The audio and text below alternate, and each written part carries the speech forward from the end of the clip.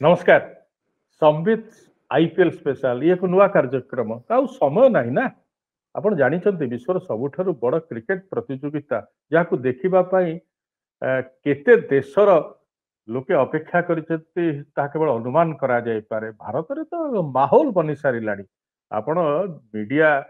जेकोसी print media बा electronics media बा digital media जिबे देखिबे केवल आईपीएल रो कथा किए आसीबे किए उद्घाटन करिवे कौन हबो प्रथम मैच रे किए जितिबो एथर कौन रणनीति रहिबो को विदेशी खेलाड़ी माने चमकिबे को देशी खेलाड़ी चमकिबे ये एक माहौल बनि सारिछि ता सहित मध्य मीडिया रे मध्य विशेष प्रस्तुति केमती आईपीएल 2025 आपनको कहि रखे 2008 रु आईपीएल रो आरंभ आपण भाबत 2008 रु 2025 रो लंबा यात्रा एवं ता भितरे केवल सफलता और सफलता ता भितरे गदा गदा तारकांक उदय ता भितरे जो उत्कंठा शेष मिनिट पर्यंत शेष बॉल पर्यंत मैच कुआडे जीवो किए जितिबो हारिबो किए जितिबो किए छक्का केते पड़िबो चौका केते पड़िबो विकेट किए नबो ये एमती माहौल बने आपण देखिबे ए मार्च 22 रु जेतेबेले आरंभ होई जीवो 2025 आईपीएल केवल सबुठी एई कथा हबो आज किए जितिबो काली किए जितिबो किए हीरो हबो अरे देखिच से केमती छक्का मारला से जाई देखिच से के सुंदर बोलिंग करी बाहरी गले ये सबुर एक माहौल बनी जीवो क्रिकेट जर लागिबो बा आईपीएल जर लागिबो पूरा भारत को ता सहित लागिबो मध्य संख्याधिक देशर क्रिकेट प्रेमी मानक मनरे आउ देहरे से संबित आईपीएल स्पेशल अध्याय एक प्रथम मैच बा बड़ मैच बा उद्घाटनी समारोह पूर्व ये गोटे माहौल बनैबार प्रयास किंतु तारि भितर मु कहि रखे ता भितर संबित मैदान कार्यक्रम मध्य आसीबो नियमित भाव से मध्य विशेष धारा आईपीएल कथा नहीं पारे बा अन्य कौन तारकांक कथा नहीं पारे अन्य को प्रसंग जाई पारे ए संबित आईपीएल स्पेशल रे एथर 3 जण खेलाड़ी 2025 रे बाय बाय कहिबे कि से माने जे बहुत है आईपीएल एथर अन्य कौन भूमिका खेलाड़ी भूमिका आउ आमको आपण न देखि पारती 2026 रे या हबो कि कौन भावुचंती प्रथम खेलाड़ी महेंद्र सिंह धोनी नाम ही यथेष्ट जमती कह जाए जे नाम ही सब कुछ है ना कहीदेले आपण आखि आगरे एक विराट सफलतार फर्द गदा गदा सफलतार कथा सामना को चली आसो Mahendra Singh Dhoni legend Chennai super Kings सहित मूलर जड़ित एवं जितेबाला ब्यान है अवश्य अन्य दल को जाइए किंतु चेन्नई सी होती आत्मा थाला चेन्नई रे तांकर जो लोकप्रियता असुमारी से पहुंची गले से उपस्थित हेले से केवल टिके झलक देखदेले लोके जय जयकार करिपारंती एवं आनंदित हो पड़ती आ विश्वास जन्मे धोनी आम पाखे अच्छा ना आउ कौन चिंता देखो महेंद्र सिंह धोनी कूल कैप्टेन आम जाचे भारतीय दलर कथा कहतु चेन्नई दलर कथा कहतु सफलतार बड़ योगदान सीएसके जो लंबा यात्रा ता सहित जो सफलतार यात्रा धोनी विशेष भाव में योगदान रही दल को केमती खेलेबे रणनीति कौन करेंगे क्या क्योंठी बैटिंग करने को देवे कौटी बोलिंग पे डाकिबे फील्डिंग कौटी करेबे केमिति कौन सब करेंगे तार सब माहिर किंतु से आपण जानिछन्ते एथरक बा अधिनायक धारारु से हटी सारी किंतु अच्छी दल खेलिबे आईपीएल 2025 अनेक मत बा हुए तो यह शेष हो पारे मोर व्यक्तिगत आकलन हुए तो 2025 आईपीएल धोनी खेलाड़ी भाव शेष सीजन हो पारे कारण आप जानतु से भारतीय दल आंतर्जातिक मैच आ खेलुना एपरिक प्रथम श्रेणी क्रिकेट झाड़खंड पक्षर खेलुना रणजी ट्रफी आम देखा पाऊना प्रथम श्रेणी क्रिकेट से आउ चलचंचल नुहति झाड़खंड कौन मैच खेलुना से मुस्ताक अली ट्रफी हो विजय हजारे ट्रफी हो कि रणजी ट्रफी हो कौ खेलुना देशपाई खेलुना केवल आईपीएल खेलुं अर्थात केवल आईपीएल पूर्व ये जो 2-2.5 मासर खेलधारा ता पूर्व मासे बा 1.5 मास पूर्व फिजिकल फिटनेस कथा कहतु क्रिकेटिंग स्किल पुणी अभ्यास कथा कहतु जोरदार भाव में ତାହା ଧୋନି କରିକି ଯାଉଛନ୍ତି ଖେଳିବା ପାଇଁ। ଚେନ୍ନାଇ ସୁपर କିଙ୍ଗସ୍ ପାଇଁ ହୁଏତ ମହେନ୍ଦ୍ର ସିଂ ଧୋନିଙ୍କର ଏହା ଶେଷ ସିଜନ ହୋଇପାରେ, କିନ୍ତୁ ତା ପୂର୍ବରୁ ସେ ସେଟ୍ କରିଦେଇକି ଯିବା ପାଇଁ ଚାହୁଁଛନ୍ତି। ପ୍ରଥମେ ରବୀନ୍ଦ୍ର ଜାଡେଜାଙ୍କୁ ଆପଣ ଦେଖିଛନ୍ତି ଦେଇଥିଲେ, ସେ ଭଲ ଭାବରେ କ୍ୟାପ୍ଟେନସିପ୍ କରିପାରିଲେନି, ପୁଣି ଧୋନି ନିଜେ ପହଞ୍ଚିଲେ ବା ନିଜେ କଲେ ବାକି ତକ। ଆଉ ଗୋଟେ କଥା ହଉଛି ଧୋନି କ୍ୟାପ୍ଟେନ ଥାଆନ୍ତୁ ବା ନଥାନ୍ତୁ ଅଫିସିଆଲି, କିନ୍ତୁ ପଡିଆରେ ସେ ହିଁ କ୍ୟାପ୍ଟେନ, ସେ ହିଁ ଖେଳାଳି ବୋଲରଙ୍କୁ ପରିବର୍ତ୍ତନ କରିବେ, ସେ ପଡିଆରେ ସେଟିଂ କରିବେ। କାରଣ ତାଙ୍କର ଯୋଉ ଅନୁଭବ, ତାଙ୍କର ଯୋଉ ଅଭିଜ୍ଞତା, ତାଙ୍କର ଯୋଉ କ୍ରିକେଟକୁ ବୁଝିବାର ଯୋଉ ଦକ୍ଷତା,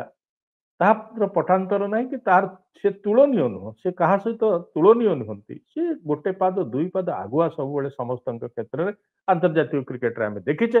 ଆଇପିଏଲରେ ମଧ୍ୟ ଆମେ ତାକୁ ଦେଖିଛେ। ତେଣୁ ଧୋନିଙ୍କର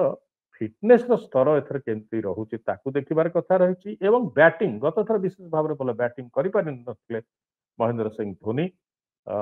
ଏଥର କେମିତି ବ୍ୟାଟିଂ କରୁଛନ୍ତି, କାରଣ ବଡ ବଡ ସଟ୍ ସେ ଅଭ୍ୟାସ ନେଟ୍ସରେ କରିଛନ୍ତି, ହେଲିକପ୍ଟର ସଟ୍ ନେଟ୍ସରେ ଏକାଧିକ ବାର ମାରିଛନ୍ତି। ତାଙ୍କର ଯୋଉ ଭାଗ ହେଇକରି ଯୋଉ ମ୍ୟାଚ୍ ହେଇଛି ସିଏସ୍କେ ସେଥିରେ ମଧ୍ୟ ଚମକିଛନ୍ତି। ଟିକେ ମନେ ହଉଛି ଯେ 2024 ତୁଳନାରେ ଟିକେ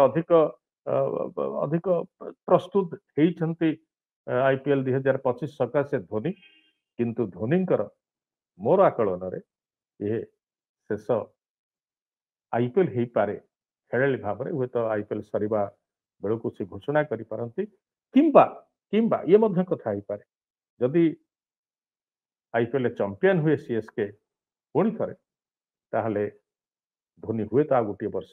ରହିବା ପାଇଁ ଚାହିଁବେ। ଆଉ ଧୋନିଙ୍କର ଏମିତି ବି ଯୋଉ ଫିଟନେସର ସ୍ତର, ସେ ଖାଲି ଏଇ 2-2.5 ମାସର ପ୍ରତିଯୋଗିତା ଖେଳିକି ବାହାରିଯିବେ, ତାର କିଛି ଅସୁବିଧା ନାହିଁ। ଆଉ ଏଥି ମଧ୍ୟ ମନେ ରଖିବାକୁ ପଡିବ, ଏ ଯୋଉ ଅବସର ସହିତ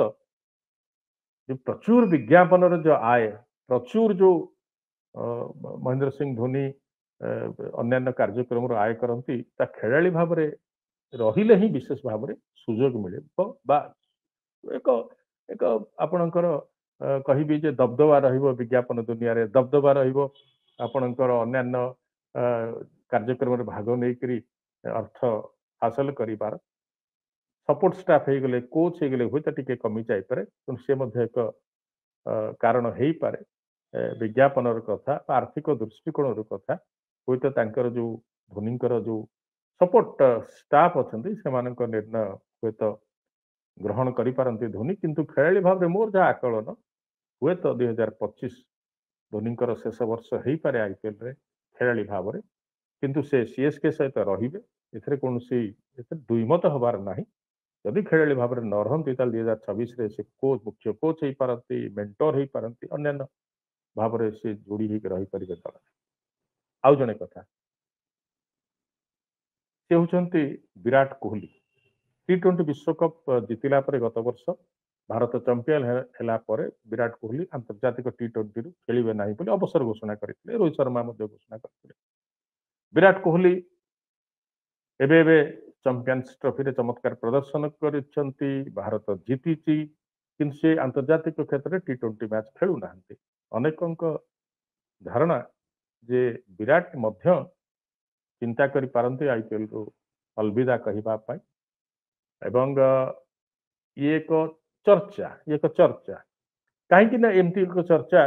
ଚମ୍ପିୟନ୍ସ ଟ୍ରଫି ବେଳେ ମଧ୍ୟ ଉଠିଥିଲା ଯେ ଫାଇନାଲରେ ଯଦି ଭାରତ ଚମ୍ପିୟନ ହବ ତାହେଲେ ବିରାଟ କୋହଲି ଅବସର ଘୋଷଣା କରିଦେବେ ଯେ ଦିନିକିଆ ମ୍ୟାଚରେ ଆଉ ସେ ଖେଳିବେ ନାହିଁ। ଆରସିବି, ଆପଣ ଭାବନ୍ତୁ ରୟାଲ ଚ୍ୟାଲେଞ୍ଜର୍ସ ବାଙ୍ଗାଲୋର ଦଳ ଟ୍ରଫି ଜିତିବା, ଯୋଉ ଟ୍ରଫି ଆପଣ ଦେଖୁଛନ୍ତି, ମୁଁ କଥା କହିଲା ବେଳେ ମୋ ସହିତ ରହିଛି ପରଦାରେ, ତାକୁ ଜିତେଇବା ଦଳ ପାଇଁ ଏ ହେଇପାରୁନାହିଁ। ଏଥର ହବ କି? ବିରାଟ ଭୂମିକା ରହିବ କି? ଯୁବା ଅଧିନାୟକ କିନ୍ତୁ ପରିପକ୍ୱ ଏବଂ ମାର୍ଗଦର୍ଶନ ଭୂମିକାରେ ବିରାଟ କୋହଲି ଏଥର ରହିବେ। ଚମ୍ପିୟନ ହେଲା ପରେ ଯଦି ଚମ୍ପିୟନ ହୁଏ ବାଙ୍ଗାଲୋର, ସେ କଣ ଜିତି ସାରିଥିବା ଅବସ୍ଥାରେ ଅବସର ନେବେ, କହିବେ ଅଲବିଦା ଆଇପିଏଲ? କଣ ଭାବୁଛନ୍ତି? ଏ କ୍ଷେତ୍ରରେ ଯୋଉ ଚର୍ଚ୍ଚା ହେଉଛି, ଏ କ୍ଷେତ୍ରରେ ମୋର ଟିକେ ଦୃଷ୍ଟିଭଙ୍ଗୀ ଅଲଗା। କାରଣ ଚମ୍ପିୟନ୍ସ ଟ୍ରଫି ଫାଇନାଲ ଦିନ ଏବଂ ତା ପରବର୍ତ୍ତୀ ସମୟରେ ଯୋଉ ଯୋଉ ସେ ଆପଣ ମିଡିଆ କର୍ମୀ ମାନଙ୍କ ସହିତ କଥାବାର୍ତ୍ତା ହଉ ବା ନିଜସ୍ୱ ବକ୍ତବ୍ୟ ଯାହା ଯାହା ଜାରି କରିଛନ୍ତି ବା ଯାହା ଯାହା ଆସିଛି ବିରାଟ କୋହଲିଙ୍କ ପାଖରୁ ସେଥିରୁ ଲାଗୁନାହିଁ ସେ ଅଲବିଦା କହିବେ ବୋଲି। କାହିଁକି ନା ଗୋଟିଏ ଗୋଟିଏ କଥାରେ ସେ ଖିଅ ଦେଇଛନ୍ତି ଯେ 2028 ଲସ୍ ଏଞ୍ଜଲସ୍ ଅଲିମ୍ପିକ୍ସରେ ଯେତେବେଳେ କ୍ରିକେଟ ପୁଣି ଫେରିବ 128 ବର୍ଷ ପରେ ସେତେବେଳେ ମୁଁ ପଦକ ପାଇବା ପାଇଁ ମୋର ଆଗ୍ରହ ଅଛି, ମୁଁ ଟିକେ ପାଇବା ପାଇଁ ମୋର ଟିକେ ଚେଷ୍ଟା ରହିବ ଯଦି ମୁଁ 2028 ଲସ୍ ଏଞ୍ଜଲସ୍ ଅଲିମ୍ପିକ୍ସ ଦଳରେ ଭାରତର ପ୍ରତିନିଧିତ୍ୱ କରିପାରେ। ତେଣୁ ଯୋଉ ଚର୍ଚ୍ଚା କିଛି ମହଲରେ ହେଉଛି ଯେ ବାଙ୍ଗାଲୋର ଯଦି ଏଥର ଆଇପିଏଲ ଚମ୍ପିୟନ ହୁଏ ତାହେଲେ ବିରାଟ ଅଲବିଦା କହିପାରନ୍ତି ଆଇପିଏଲ ରୁ ଖେଳାଳି ଭାବରେ, ମୋର କାହିଁ ମନେ ହଉନି କହିବେ। ଆଉ ତା ସହିତ ରୋହିତ ଶର୍ମା ଇଏ ମଧ୍ୟ ଚର୍ଚ୍ଚାରେ ଥିଲା ଯେ T20ରୁ ବିଦାୟ ନେଇ ସାରିଛନ୍ତି, ଦିନିକିଆରୁ ବିଦାୟ ନେବେ କିନ୍ତୁ ରୋହିତ ନେଲେ ନାହିଁ, କହିଲି ସବୁ ତୁଚ୍ଛା ଗୁଜବ, ମୋର ଜମା ଦିନିକିଆ ଖେଳ ଛାଡ଼ିବାର ଆବଶ୍ୟକତା ନଥିଲା, ମୁଁ କି ଚିନ୍ତା ବି କରୁନଥିଲି। ଇଏ କାହିଁ କୁହାଯାଉଛି ନା ଅନେକ କହୁଛନ୍ତି ଯେ ବିରାଟ ଆଉ ରୋହିତ ଇଣ୍ଟରନ୍ୟାସନାଲ ଯୋଉ ପ୍ରତିଯୋଗିତାରେ T20 ଛାଡ଼ିଛନ୍ତି, ଦିନିକିଆ ମଧ୍ୟ ଛାଡ଼ନ୍ତୁ, ଟେଷ୍ଟ ଉପରେ କନସେନଟ୍ରେଟ୍ କରନ୍ତୁ, କାରଣ 2027 विश्व टेस्ट चैंपियनशिप फाइनल केमती भारत पहुंची पार से दिगरे प्रयास करतु 2025 रु 2 वर्षिया चक्र आरंभ हो इंग्लैंड विपक्ष टेस्ट सीरीज रु जून मासरे रोहित T20 जीति 2024 रे चैंपियन करैचंती मुंबई दलर अधिनायक भार नाही तांक पाखरे हार्दिक पांड्या नियमित अधिनायक प्रथम मैच रे अवश्य अपन जानी हार्दिक खेलिबे नाही जेतु गोटे मैच बैन बा बासंद लागू करिछि बीसीसीआई गत सीजन रो एक त्रुटि पाई एक दोष पाई कम हारर बोलिंग बा ओवर रेट रो अड़ुआ पाई असुविधा पाई तांको बैन कराइछि। Surya Kumar the man the 360 man भावे आमे कुहे से नेतृत्व नेबे प्रथम मैच मुंबई इंडियंस रो। तेणु किंतु रोहित शर्मा चैंपियन हवा अवस्था रे जदि भी चैंपियन न हुए कौन भावुचंदी नेबे अलविदा कहिबे तांकर जो आग्रह कौन सरी जीवो मोर रीडिंग किंतु सरीब ना कारण आईपीएल एपरी एक प्लेटफॉर्म आपण खेलाड़ी मानू ये 2-2.5 मास भितर जी अर्थ दिए जी लोकप्रियता दिए जी फैन बेस बढ़ाए ता कौटी हुए ना कौन सी प्रतियोगिता हुए ना आपण जेते अन्य जहाँ खेलतु आईपीएल रे चमकिले जो प्रकार भाव रे मीडिया रे छाइबे सारा विश्वर मीडिया रे एवं जेपरी भाव रे उत्फुल्लित होई पड़िबे दर्शक आपनक फैन का संख्या बढ़िबो ताहा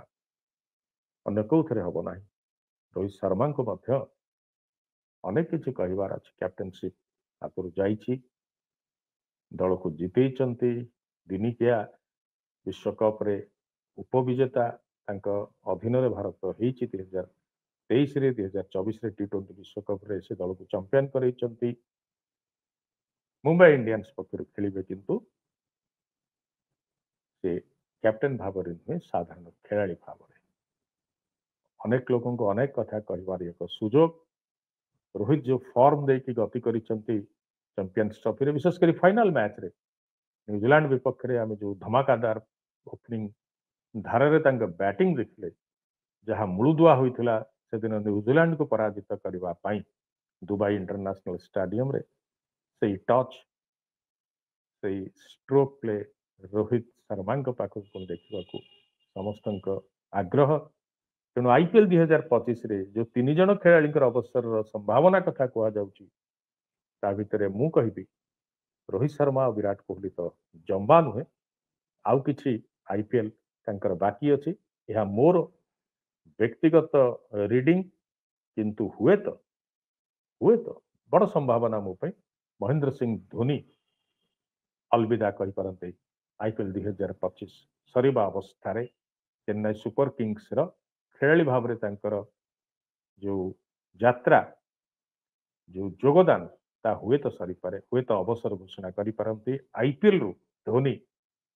2025 मे 25 तारिख रे फाइनल सह आईपीएल 2025 सरिला बेलकु हुए तो खेलाड़ी धोनी विदाय कथा आसी सारी पदा को यह एक संभावना रखुची प्रथम एपिसोड संबित आईपीएल स्पेशल पुणी एक एपिसोड खूब शीघ्र आसीबो से पर्यंत बाय बाय।